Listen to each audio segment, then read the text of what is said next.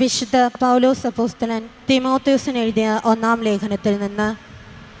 വാത്സല്യമുള്ളവനെ, ഇക്കാര്യങ്ങളാണ് നീ പഠിപ്പിക്കുകയും ഉദ്ബോധിപ്പിക്കുകയും ചെയ്യേണ്ടത്. ആരെങ്കിലും ഇതിൽ നിന്ന് വ്യത്യസ്തമായി പഠിക്കുകയോ നമ്മുടെ കർത്താവായ യേശുക്രിസ്തുവിൻ്റെ യഥാർത്ഥ വചനങ്ങളോടും ദൈവഭക്തിക്കും ചേർന്ന പ്രബോധനങ്ങളോടും യോജിക്കാതിരിക്കുകയോ ചെയ്താൽ അവൻ അഹങ്കാരിയും അജ്ഞനുമാണ്. എല്ലാറ്റിനും ചോദ്യം ചെയ്യാനും വാക്കുകളെ ചൊല്ലി തർക്കിക്കാനുമുള്ള ദുർവാസനയ്ക്ക് വിധേയനാണവൻ. ഇതിൽ നിന്ന് അസൂയയും വഴക്കും അപവാദവും ദുസ്സംശയങ്ങളും ഉണ്ടാകുന്നു.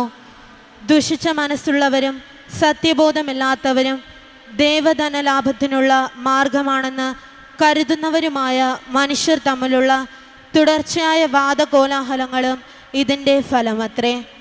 ഉള്ളതുകൊണ്ട് തൃപ്തിപ്പെടുന്നവന് ദൈവഭക്തി വലിയൊരു നേട്ടമാണ്.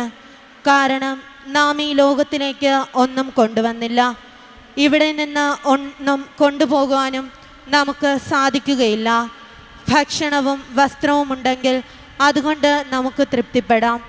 ധനവാന്മാരാകണമെന്ന് ആഗ്രഹിക്കുന്നവർ പ്രലോഭനത്തിലും കെണിയിലും മനുഷ്യനെ അധംപതനത്തിലേക്കും നാശത്തിലേക്കും തള്ളിയിടുന്നു. നിരവധി വ്യാമോഹങ്ങളിലും നിബന്ധിക്കുന്നു. എന്തെന്നാൽ ധനമോഹമാണ് എല്ലാ തിന്മകളുടെയും അടിസ്ഥാന കാരണം. ധനമോഹത്തിലൂടെ പലരും വിശ്വാസത്തിൽ നിന്ന് വ്യതിചലിച്ചു പോകാൻ ഒട്ടേറെ വ്യഥകളാൽ തങ്ങളെ തന്നെ മുറിപ്പെടുത്താനും ഇടയാക്കിയിട്ടുണ്ട്. എന്നാൽ ദൈവിക മനുഷ്യനായ നീ ഇവയിൽ നിന്ന് ഓടിയകലണം.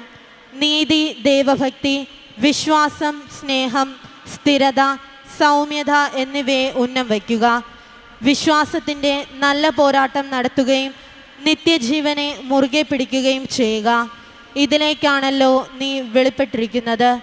അനേകം സാക്ഷികളുടെ മുമ്പാകെ നീ ഇത് ദൃഢമായി ഏറ്റുപറഞ്ഞിട്ടുള്ളതാണല്ലോ. കർത്താവിൻ്റെ വചനം. ദൈവത്തിനു നന്ദി.